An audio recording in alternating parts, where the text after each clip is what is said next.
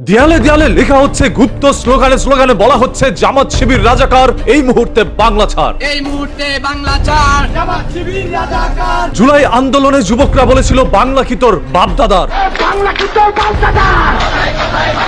আফসোস, একজন নেতা দেয়ালের মধ্যে গুপ্ত লিখতে গিয়ে ওষুধ নাই, ভ্যাকসিন নাই, দ্রব্যমূল্যের ঊর্ধ্বগতি, চাকরি নাই, সন্ত্রাসবাদ, জঙ্গিবাদ, মারামারি, হানাহানি, কাটাকাটি, এইসব পরিস্থিতির জন্য বাইরের কোনো দেশ দায়ী না। বাইরের দেশের কেউ এসে এই পরিস্থিতি সৃষ্টি করে যায় নাই। মামলা থাকুক, আমি ভয় করি না, আমি দেশে ফিরবই ইনশাআল্লাহ। সন্ধ্যায় সরাসরি ভারত থেকে ভাষণ দিলেন শেখ হাসিনা। ভয়ে আওয়ামী লীগকে ফেরানোর কার্যক্রম শুরু করলো এনসিপি। আর এখন তো মামলার হিসাব নাই, আমি শুধু হত্যা মামলা প্রায় 400-450 মামলা, এটা আমি নিয়ে পড়া করি না। আমাকে মৃত্যুদণ্ড দিয়েছে, আমি পড়া করি না। আমি আছি, অবশ্যই বাংলাদেশে ফিরে আসবো, আর এই অন্যায়ের প্রতিকার এবং বিচার আমরা করবো। ক্ষমতা আসে লুটপাট করে খেতে, একটা তো লুটপাট করে সুদখোর এই বাটপাড়ি নিউজ গেছে, আর রেখে গেছে আর একটা, ওই একই কাজ করে যাচ্ছে। দুর্নীতি, হত্যা, খুন, এটাই তাদের চরিত্র, এই কাজই তারা করে যাচ্ছে।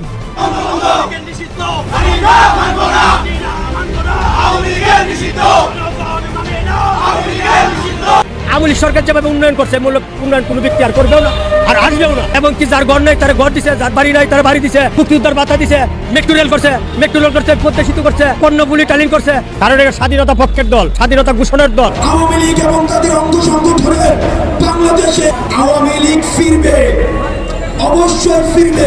এনসিপি নেতারা হঠাৎ করে আওয়ামী লীগ ছাত্রলীগকে ফেরানোর জন্য উঠে পড়ে লেগেছে কেন? আওয়ামী লীগের যারা নেতা কর্মী আছে তারা এত চোদু না, তারা বুঝে শুনে জামাত ইসলামীতে যোগদান করবে।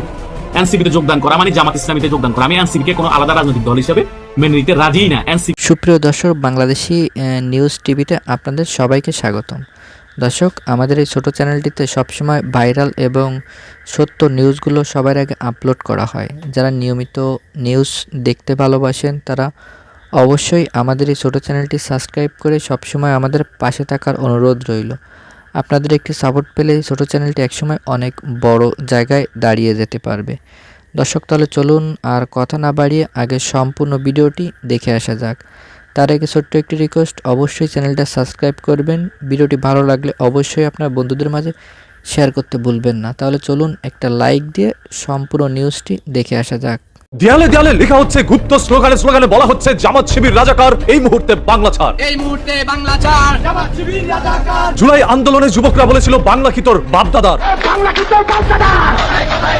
আফসোস, একজন নেতা দেয়ালের মধ্যে গুপ্ত লিখতে গিয়ে সে লিখার মধ্যে করেছে ভুল। সারা জীবন শুনে এসেছি রক কাটা শিবির, তবে গত পরশুদিন চট্টগ্রামের একটি ঘটনা আমরা দেখতে পারলাম, একজন শিবিরের কর্মীর রক্ত দেওয়া হয়। দোষারোপ করা হচ্ছে বিএনপির একজন সন্ত্রাসী নাকি এই ধরনের কাজ করেছে। ওই সশস্ত্র সন্ত্রাসীরা এখন একজনের পা কর্তন করে ফেলেছে মাননীয় স্পিকার। তবে সংসদে স্বরাষ্ট্রমন্ত্রী বলছে, যেহেতু একটা আমাদের উপরে ব্লেম চাপানোর বিষয় হয়েছে রাজনৈতিক দল হিসেবে, আপনারা চাইলেই সরাসরি কারো উপরে দোষ দিতে পারেন না, কারণ ওই বিষয়টি এখন পর্যন্ত তদন্তাধীন অবস্থায় রয়েছে। মানে সদস্যরা উচিত নয় কোনো ইনকোয়ারি ছাড়া একটা রাজনৈতিক দলের উপরে আক্রমণ উচিত। বাংলাদেশের রাজনীতির এমন এক পরিবেশ সৃষ্টি হচ্ছে যেটা দেখার পর আমরা ধরেই নিতে পারি এই দেশের পরিবর্তন কোনোদিন কারো ধারাই সম্ভব নয়। আপনি যদি বাংলাদেশের সরকারের চেয়ারে একজন ফেরেশতাকে এনে বসান তাহলে সে ইবলিশ হয়ে বের হয়ে যাবে। এই দেশে একজন ফেরেশতাও সঠিক নিয়মে তার কাজ করতে পারবে না, কারণ চারদিকেই ইবলিশের ছড়াছড়ি। এই যে দেখেন, একজন বাবার রাজপুত্র হামের রোগে আক্রান্ত হয়েছিল, ঢাকার মধ্যে আসছিল চিকিৎসা করানোর জন্য, তবে বিনা চিকিৎসায় সেই সন্তানটি দুনিয়া ত্যাগ করে। এরকম একটি ঘটনা পুরো বাংলাদেশের মানুষ দেখেছে। ছোট্ট সন্তানটি চিৎকার করে কান্না করছিল, বলার চেষ্টা করছে, বাবা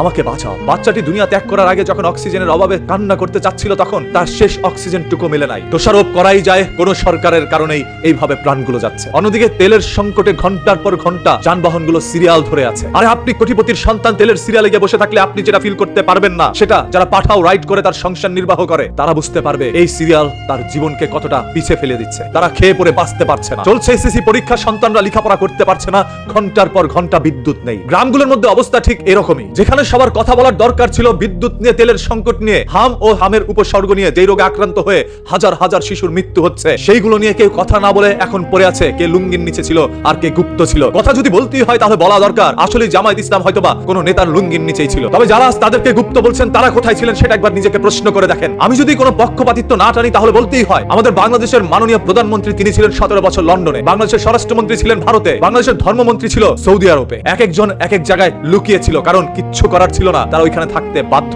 দেশে আসলেই তাদের উপরে চলতো এক নির্মম নির্যাতন। সেখান থেকে বাঁচার জন্যই কেউ কেউ এক এক দেশকে বেছে নিয়েছিল। গুপ্ত যদি বলতেই চান তাহলে কোনো পক্ষই গুপ্তের বাইরে ছিল না, সবাই লুকিয়েছিল, কেউ ছদ্মবেশে কেউ আড়ালে। আজ এই দেশে একজন নির্বাচিত সরকার এসেছে, 2 মাস না বুঝতেই সকল দায়ভার সরকারের উপরে চাপানো হচ্ছে। পানি নাই, বিদ্যুৎ নাই, ভ্যাকসিন নাই, দ্রব্যমূল্যের ঊর্ধ্বগতি, চাকরি নাই, সন্ত্রাসবাদ, জঙ্গিবাদ, মারামারি, হানাহানি, কাটাকাটি, এইসব পরিস্থিতির জন্য বাইরের কোনো দেশ দায়ী না।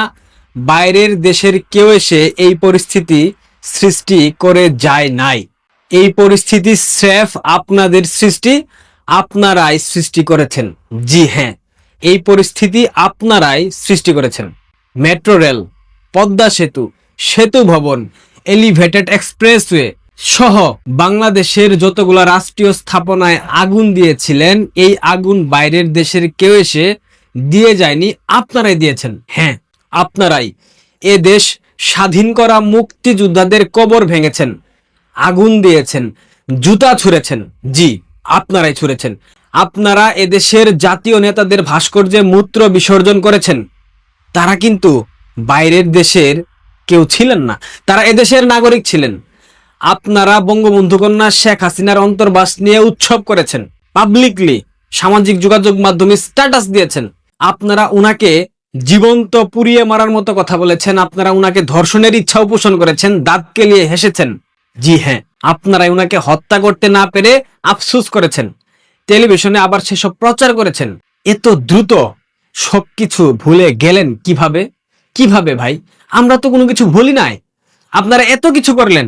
এখন অনেকেই বলবেন ভুল করেছেন, ভুল বুঝে করেছেন, ভুল পথে পা ফেলেছিলেন, প্রতারিত হয়েছেন, প্ররোচনার শিকার হয়েছেন, বলতেই পারেন। কিন্তু ভুল শুধরে এখন প্রতিবাদ আপনারা কেন করছেন না? এখন যে বাংলাদেশের এইরকম পরিবেশ, এইরকম পরিস্থিতি, কেউ কি প্রতিবাদ করেছেন? আপনার সন্তান এখন টিকার অভাবে মারা যাচ্ছে, এর জন্যে আমার কেন দুঃখ লাগবে ভাই? বলেন তো আমাকে, কেন দুঃখ লাগবে বলেন? এই পরিস্থিতির জন্য দায়ী তো আপনারা এই পরিস্থিতি ডেকে এনেছেন, নিমন্ত্রণ করে এনেছেন। আপনার মা বোন কন্যা ধর্ষিত হলে আমাকে কেন হতাশ হতে হবে? কেন?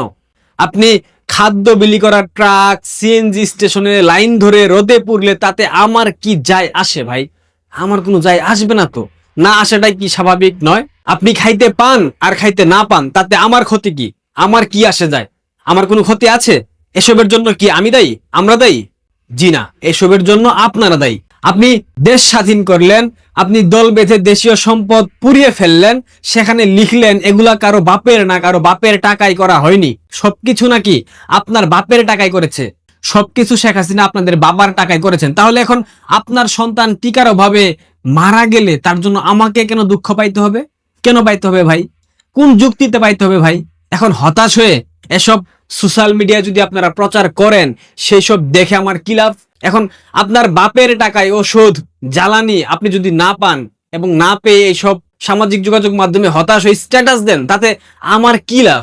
এইটা জেনে আমার কি লাভ ভাই? বলেন তো আমাকে, কোনো লাভ আছে? আমি তো আপনাদের পক্ষে, আপনাদের ভালোর জন্যই কথা বলে হাজারটা থ্রেড পেয়েছি না? লাইফ রিস্কে পড়েছি, সেই রিস্ক থাকা সত্ত্বেও কথা বলার চেষ্টা করছি। এই রিস্ক আপনাদের সৃষ্টি, আপনারা তৈরি করে দিয়েছেন। কারণ আমি আপনাদের পছন্দের শাসকের সমালোচনা করেছিলাম, এখনো করছি, এটাই আমার অপরাধ। আমি না হয় আমার সাজা পাইছি, কিন্তু আপনাদের সাজা পাবার কি প্রয়োজন নাই? কোনো দরকার নাই? আপনাদের কি সাজা পাওয়া উচিত না? আমি যে 2 বছরে তো গালি খেলাম, জীবন হাতে নিয়ে দেশ থেকে চলে আসলাম, এসবের বিপরীতে আপনাদের পরিস্থিতি কি আমার দেখতে ইচ্ছে করবে না? করাটা স্বাভাবিক কিনা বলেন? অবশ্যই স্বাভাবিক এবং অবশ্যই ইচ্ছে আছে।